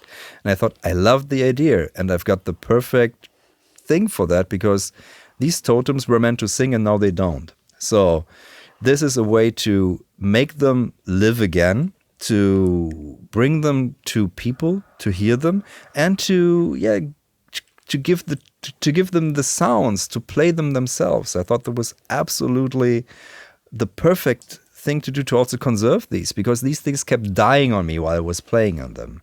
Because I, of course, didn't recap them. I didn't recap the power supply. I didn't do all these things. Because the whole thing about test equipment music for me was buy something cheap that's awesome and then play it. And if I had factored in like repairing, because I'm not Sam, I'm not looking on a computer, you can repair these things like really fast. I can't do that. I've got no idea how to. But if I had factored in like tech costs, suddenly these things would be so expensive again. And So these things kept dying, and there was always the smell of like. Also, when I was recording the totems at Patch Point for the library, like there's one song which is the title song, or not the title song, but one of the first single that comes out, Funktionsverlust, meaning loss of function, and that's literally the sound of Tektronix oscillator, a complex oscillator, dying. So I was wondering, this makes such a gorgeous sound. It sounds like it's playing a little. It was really, what is it doing there? It's lovely. And I recorded that song, and I was like, hey, this was really nice. Felt really good. And then I think Darren said something smelling here. And I was like, what? Yeah. Oh, okay. So exactly that oscillator had died. And swan song, as they say. Yeah, swan song. It's the swan song of that instrument. So this library and album is, it's like, it's a song for these instruments, and also like maybe their last one. Who knows what happens with them? Right now they're disassembled downstairs in the cellar. And I don't know whenever a gallery will open again, and if I can show these again, which would be absolutely lovely. They would have to be new, because I would have to exchange them with new parts and stuff. But and I basically recorded a whole album at Patch Point, and we were still waiting for Corona like measures to like be lax, so there could be people. Never happened, so nobody saw them except for like one, like we did a no-touch version of the totems where you could play them through Seat Lombard. So the Seat Lombard has the Deerhorn organ, which is basically like Peter Blass's advanced theremin, but that can be also used as a no-touch audio mixer. So we could put it in there. We could have two people in the room. They could basically play the sounds from the totems and pen them in space, so they could play the performance. Oh, nice. Yeah. And that was a lovely way to have them, like, at least for some people to see them and play them. Yeah. But now, Spit, and every time I had recorded a track, I would then deep sample everything that I did and go further. And then basically I started with day one, and then I would record all these sounds, and then I would give them to Spitfire basically to do whatever they thought would best, because I really trusted them in doing the best that they can to make these sing. And the library, there's so much in there where I'm like, okay, I press one note on the keyboard. Okay, done. This is just like what too easy. Suddenly they also program stuff in the rhythms there, because that's one thing that's difficult with the totems, because I didn't put any complex rhythm programmers in there, because those are all in my studio, is to make beats that are more than just pulses. And they programmed some beats on those pulses that remind me of UK Garage, and I was like, what? And still had this kind of like Pansonic means UK Garage. I was like, this is mad. I love it. And I took some time, like, if you look at that library, I wrote like little metadata. I wonder how much of they kept that in. So to every patch, there's like my description of what they made.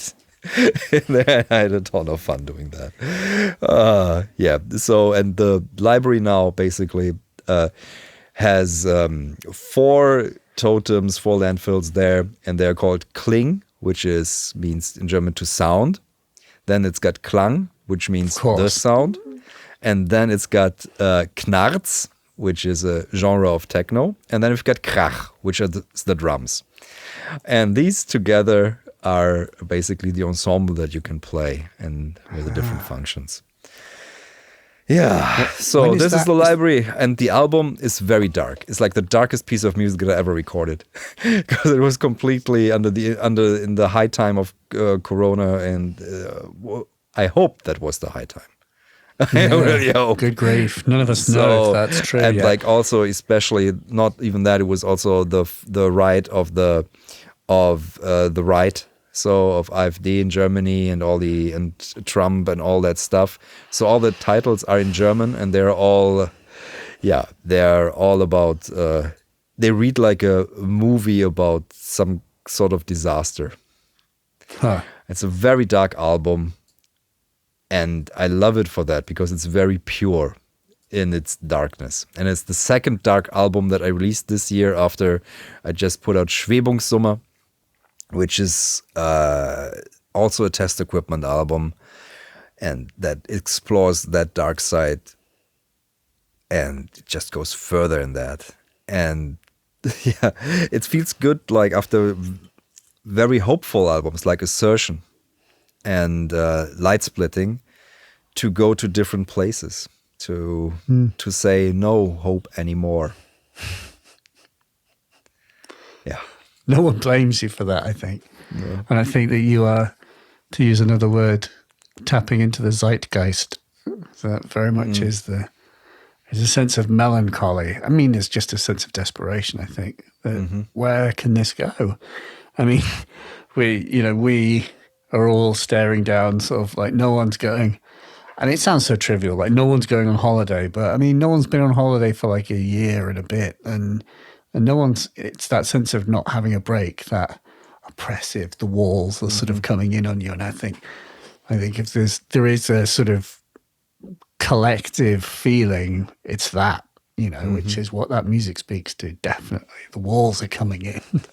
Yeah, definitely. The things are going to like collapse on me in some way, shape or form. So I think we should sort of move to a final question, which is a question that I ask everyone. But for you, I think like Sarah Davachi, I think it has to be a slightly modified version. Because the question is, what is the future of music technology? But you're not a person who is exploring necessarily the future. And so the question is... I am. Well, you are, but what I mean I'm building instruments. Of course. Yeah. But if you're building instruments out of like nuclear equipment from the 1960s and 70s. Oh, you don't know what's to come. When does this air? Oh, well, 2-3 months maybe. Why? What can you tell me? Oh, then I can tell you so what I love is like taking ideas. I take ideas from the past and make them new. So together with the developers, that's important to say, because something like Fundamental, which takes stuff that could be used at the BBC Radiophonic Workshop and was used in a similar format, and then adds on the compositional level the possibilities, adds stochastic and adds stuff that Xenakis did. And that puts it already that's something new that hasn't been done before. It takes notes from the past. And then, of course, you've got it on your iPad. And this is not an instrument that's from the past. It's an instrument that's utterly new. So, and the sounds that it creates and the rhythm that it creates, because the sheer movement, musical possibilities make it new. And then there is this new thing. Again, this is something that takes inspiration from the past, and that's something we're talking the past now, so I don't know past tense, but that will come out hopefully before, and that's called, I'm doing that with audio thing, and that's called Motors. And this is based on the Crystal Palace that was used in the BBC Radiophonic Workshop, which was a 16 input, 1 out switcher controlled by a motor. So you could take 16 audio sources and run through them with a motor. Speed up, speed down, broop.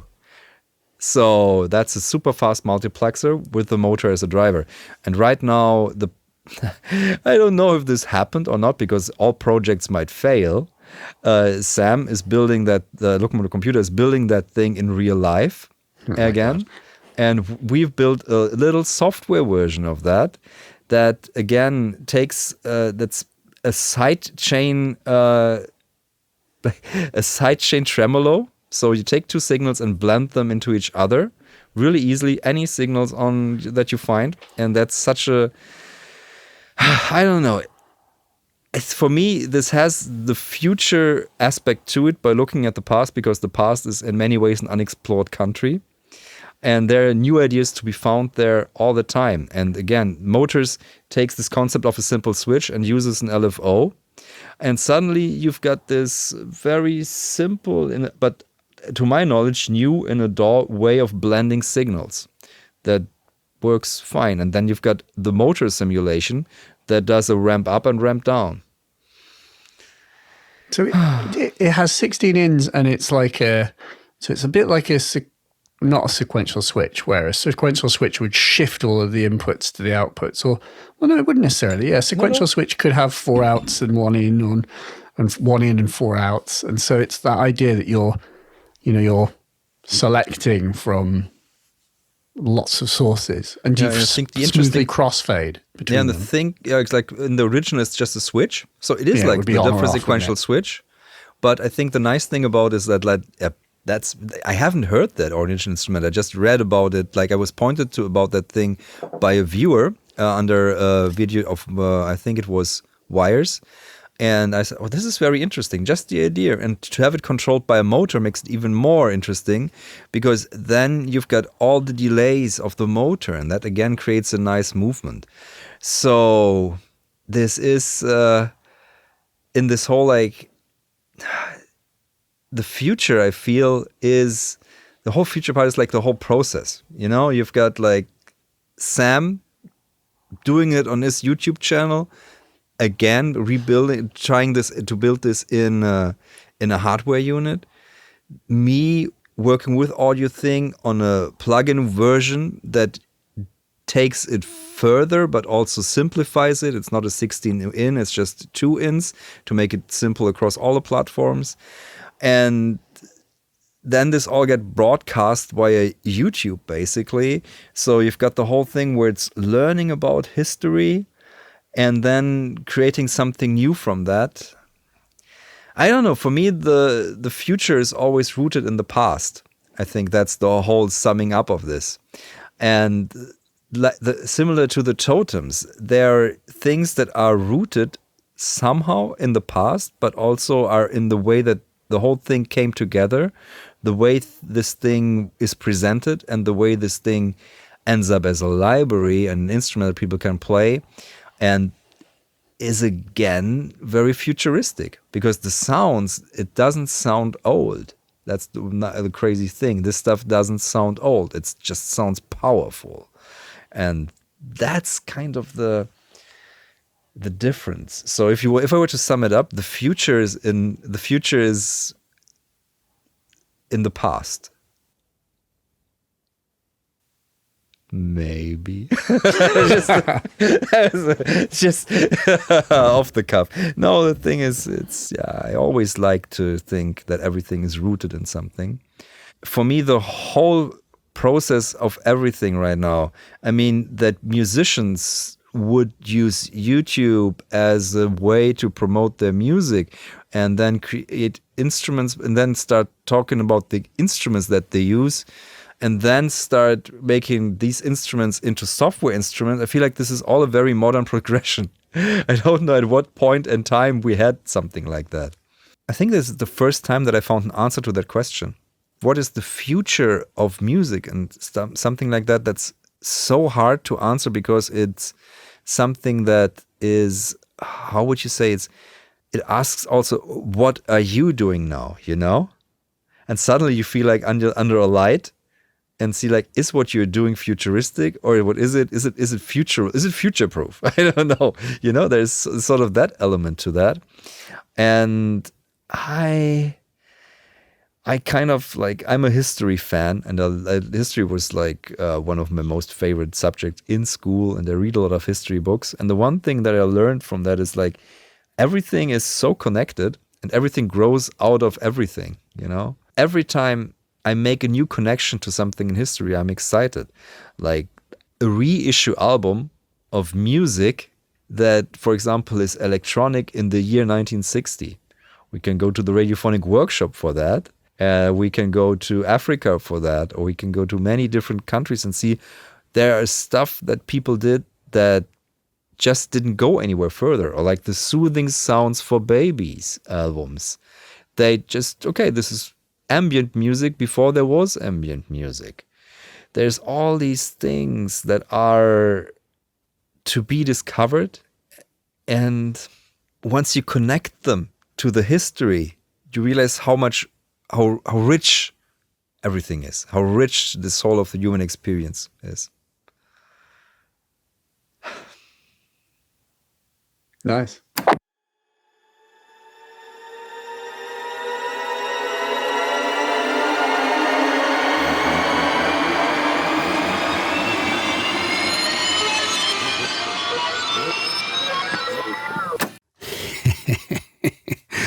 like that little sigh at the end. I think we ringed absolutely every last thought from awesome Stefan. And thank you, Stefan, so much for your time, ladies and gentlemen, and those who identify via any other. That is Hainbach. What a good dude. He is a very, very fun person to talk to. And like I say, a warm, fuzzy conversation. I ensured that I put a little bit of a UAD 610A on my voice just to kind of give it that slightly more sort of like vintage edge. But yes, that whole thing about it being kinesthetic or like having kinesthesia, synesthesia, but like I like to say like kinesthesia because he feels textures in his fingers. How absolutely wonderful and amazing is that? And also that concept that ties into it of taking just brutal bandpass filters in order to pick out the sounds, the music in just any sound that you may possibly be listening to. That you can discover melodies, in just noise with bandpass filters. It's just a wonderful and gorgeous concept. Like it's just there. You just have to take everything else away so that you can actually focus on it. Absolutely wonderful thought. And something that we can all apply. So get processing, process to process, and discover what you can find in just noise.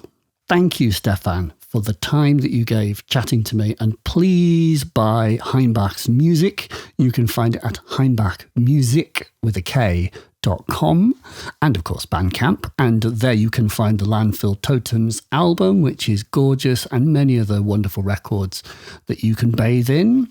Of course, we mentioned this like Spitfire library. Well, that is now out.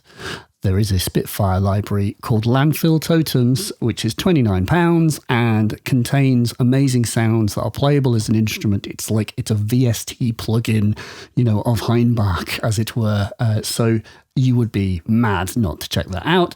And then the other things just to mention are his plugins. Hainbach has obviously been working with developers to create interesting, curious software. And there is this amazing app, Gauss, Gauss. You can find that on the App Store. We mentioned that. That is like a looper, which is based on kind of like tape loop concepts. So it's like you've literally got a tape looper in your iPhone. Amazing. So you can be anywhere. In fact, we mentioned that on the Hannah Peel podcast, and Hannah was like, I've got to check that out. Well, Gauss, Gauss, field looper. Turn your phone into a tapey, vibey looper that you can just use on the bus. Absolutely awesome. And then the other plugins were like, quote unquote proper VST instruments and AU plugins, which are made by Audio Thing. There is Wires and there is Things, Motor. And this is the sort of side chaining kind of rotor motor combiner, really, really bonkers. Sort of interesting take on side chaining, with motor inertia built into it. And then Wires, which is based on Soviet wire recorders. So just like ultra lo-fi, gorgeous echoes and, vibes to put in your DAW. So check those out. Check out his music. You'd be mad not to. Amazing, interesting, cool tools. Second only to the hokey cokey. That is what we are all about. Please do listen to the other podcast, BTW. There is an amazing episode just last with Hannah Peel, crazy, amazing Hannah Peel, Valhalla DSP surgeon, Sarah Davachi. We've had a lot of amazing guests on here, and there's lots more interesting conversations if you've not heard them already. Thank you to our sponsors. They are signalsounds.com, tinycrushmixing.com. Remember that Tiny Crush have a limited 10% deal, so tinycrushmixing.com. And of course, Skillshare. Check out the link in my description to get some free learning. Lastly, a final plug for my Patreon. Yes, it is patreon.com/Mylar Melodies. If you would like to contribute to the running of the PCast and the videos that I make on YouTube, please consider hopping on the Good Train Patreon and sponsoring. That would be massively appreciated. And with that, I think it's time to say goodbye. Thank you for your attention. It was good to have you back, and we'll see you next time. Bye.